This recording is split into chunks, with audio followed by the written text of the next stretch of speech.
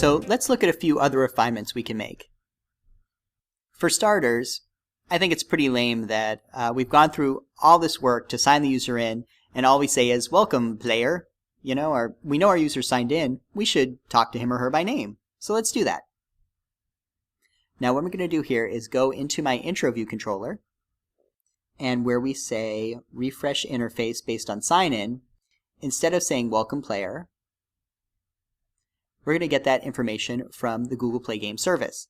So what we're going to do here is we're going to say self.signinlabel.text equals, and a string with format, welcome, object to be named later. And if you've either started browsing through our reference documentation or just kind of fooling around with code hinting, maybe you've noticed that through the GPG Manager shared instance, we can get this thing called the application model. And this starts to contain some interesting information about the application. One thing it contains is this property called player, which has another property, I think the only thing associated with it right now, called local player, that has a name. So let's see what happens when we run this.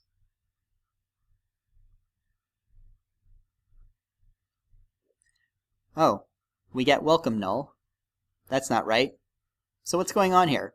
Well, what happens is when you sign into Google Play Games, the Google Play Game service will go out onto the network and start fetching information that it thinks you're going to need, like information about the player, definitions for all your achievements, the player's progress towards completing those achievements, and so on. However, since we're trying to say hello to the player immediately after sign-in is complete, the service hasn't had enough time yet to go out and get all that information, or at least confirm that the cached information it has is still up to date. So how do we fix this? Well, one way might be to add a timer so that 2 seconds later we say hello to the player, but there's a more elegant way of doing it that the service provides for us. So instead of setting the text right away, I'm going to do this. I'm going to call the GPG Manager shared instance, and I'm going to access the application model. And within the application model, I'm going to call this method loadDataForKey with a completion handler. Now the key here is, and this is just a constant that we define, GPG model, and you can see it down here, local player key.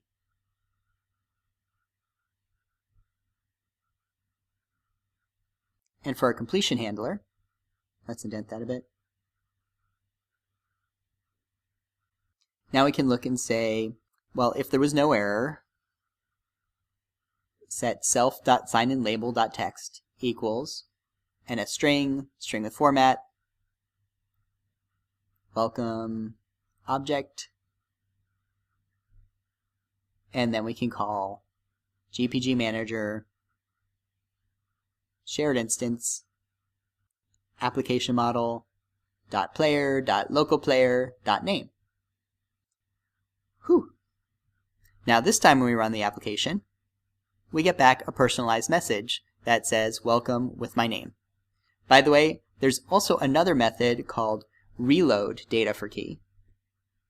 Now this method works almost the same as loadDataForKey. I believe the difference is that reloadDataForKey tells the service, I want you to ignore any cached data you have, go out onto the net and actually grab any new information. Whereas loadDataForKey says, if you have cached information, it's okay to use it. So I think if we run this, you might see a slightly longer delay in between when you sign, the sign out button appears and the welcome Todd Kirkland message appears. And I believe that's because I'm making an extra or a forced network call that I didn't necessarily have to make. So we're going to switch this back to loadDataForKey. Finally, I'm going to show you one other problem that we might want to fix. Now, I've got a pretty good internet connection. As it turns out, Google's got internet. Go figure. But watch what happens when we run this. You're going to see for a brief moment that the G+ sign-in button is still there. It takes a moment for the service to sign me in and make the sign-in button go away. And certainly when I'm out in the real world on a 3G network or something, that delay could be much longer. And you don't want your user repeatedly clicking that sign-in button thinking that for some reason they're just not getting signed in. So what we want to do is when we get to that moment where we're trying silent authentication, we want to let the user know, hey, we're trying to sign you as in the background. Please be patient for a minute. And we can do that by looking at the value that gets returned by try silent authentication.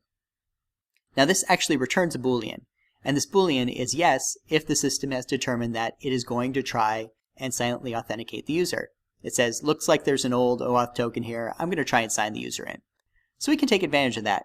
The first thing we're going to do is create a little property here, not atomic, bool, that is trying silent sign in. And then down here, I'm going to say self.tryingSilentSignin is equal to the value that gets returned. And remember, this gets returned immediately by the try-silent authentication method. And then we can go back up to our refresh interface based on sign-in method. And I'm going to go up here and say self.signInButton.enabled equals not self.tryingSilentSignin. So if we get to this point, the user is not signed in yet, but the system is attempting to sign them in, you will see the sign in button visible, but it will not be enabled. Similarly, if the user is not signed in yet and silent authentication has failed, or the system says, I don't think this person's logged in before, or just wasn't able to silently sign the user in, the sign in button will be visible and it will be enabled. There's one other thing I forgot to do, which is here under finish with auth. We get to this point once the attempt to silently sign the user in is finished. So we can say self.tryingSilentSignin is equal to no. All right. So now let's run this. And you should see that that sign in button was visible but disabled for that brief moment in between signing in and when the sign out button appeared. Now I'm going to sign out, and it looks like the sign in button is there and it is once again enabled. I'm going to click it. I'm going to say accept. Go back into the game. And there we go. We're signed in. We have a nice sign out button that, again, we could probably hide in a menu somewhere. And the game is addressing me by name. I feel like we're friends already. So at this point, we're pretty much done with the section on getting the user signed in. From here, it's the fun stuff. We get to now add achievements, we get to add leaderboards, we can share our gameplay with a friend, that kind of stuff. Now that we've gone through all the hard work of getting the user signed in, let's start having some fun. And we're going to do that in the next chapter. So I'll see you in a few days. Thanks.